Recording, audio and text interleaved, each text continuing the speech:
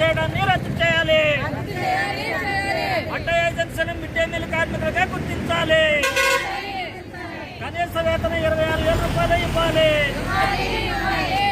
ఏఐసీసీపీయూ జిందాబాద్. ఈ రోజున మరి కార్మిక సంఘాలు ఇచ్చినటువంటి పిలుపులో భాగంగా ఈ రోజున నూజివీడులో మన యొక్క సమ్మె కార్యక్రమంలో పాల్గొని మన కార్మికుల సమస్యలన్నీ కూడా ప్రభుత్వానికి ఇవ్వాలనే ఉద్దేశంగా, ప్రభుత్వానికి చేరాలనే ఉద్దేశంగా ఈ రోజున సమ్మె కార్యక్రమంలో మనం పాల్గొనడం జరిగింది. ఈ రోజున పాఠశాలలో ఉన్నటువంటి కార్మికులందరూ కూడా ఇక్కడ వచ్చి మరి మేము 20 సంవత్సరాలకు పైగా పాఠశాలలో విధులు నిర్వహిస్తున్నాము.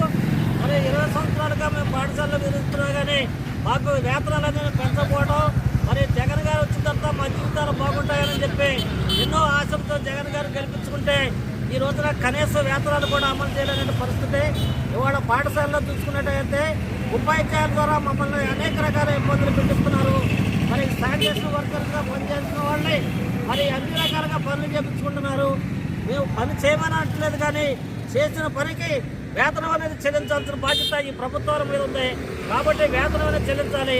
ఏ రోజైనా సరే సెలవు పెట్టుకొని ఏదైనా ఊరెళ్ళవన్నా లేకపోతే జ్వరం వచ్చిందన్నా సరే తప్పనిసరిగా మరి సెలవు అనేది లేదు, నువ్వు ఇక్కడే పడుకోవాలి, నువ్వు ఇక్కడే ఉండి పనిచేయాలని చెప్పి నిర్బంధాలు గుర్తిస్తున్నారు. ఎన్నో పోరాటాలతో ఈ రోజున కార్మిక చట్టాలను మేము సాధించుకుంటే అలాంటి చట్టాల్లో కూడా ఈ రోజున జగన్ గారి గవర్నమెంట్ వచ్చిన తర్వాత మరి తొంగలో దొక్కేస్తున్నారు. ఈ రోజున కేంద్ర ప్రభుత్వం చూస్తున్నట్టయితే 44 కార్మిక చట్టాలని 4 కోట్లుగా మార్చేసి కార్మికులను వెట్టి చాకరిగా చేయించుకొని బానిసలుగా చేయించుకోవాలని చెప్పి చూస్తుంది.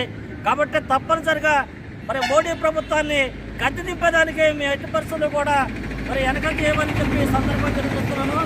మోడీకి అనుకూలంగా ఏదైనా రాజకీయ పార్టీలు కానీ అనుకూలంగా ఉంటే అలాంటి రాజకీయ పార్టీలు కూడా తప్పనిసరిగా మా కార్మిక సంఘం తరఫున గద్దె దింపడానికి కూడా మేము సిద్ధంగా ఉన్నామని చెప్పి సందర్భం తెలుసు. కాబట్టి పాఠశాలలో పనిచేస్తున్నటువంటి కార్మికులకు సమాన పనికి సమాన వేతనం మరి 26,000 రూపాయలు చెల్లించాలి. పిఎఫ్, ఈఎస్ఐ, మరి గ్రాడ్యుటీ అన్ని సౌకర్యాలు కల్పించాలి. యూనిఫామ్ సౌకర్యం కల్పించాలి. బూట్లు, గ్లౌజులు ఇవన్నీ కూడా ఇవ్వాలి. ఉద్యోగ బీమా సౌకర్యాలు కల్పించాలి. రిటైర్మెంట్ తర్వాత 10,000 రూపాయలు పెన్షన్ ఇవ్వాలి. రిటైర్మెంట్ అయినటువంటి ఆ కుటుంబంలో వారికి ఉద్యోగ వసతి కల్పించాలని చెప్పి సందర్భంగా మేము ప్రభుత్వాన్ని డిమాండ్ చేస్తున్నాం. నా పేరు వేముల బక్కయ్య, ఏఐసీసీపీయూ జిల్లా కార్యదర్శి.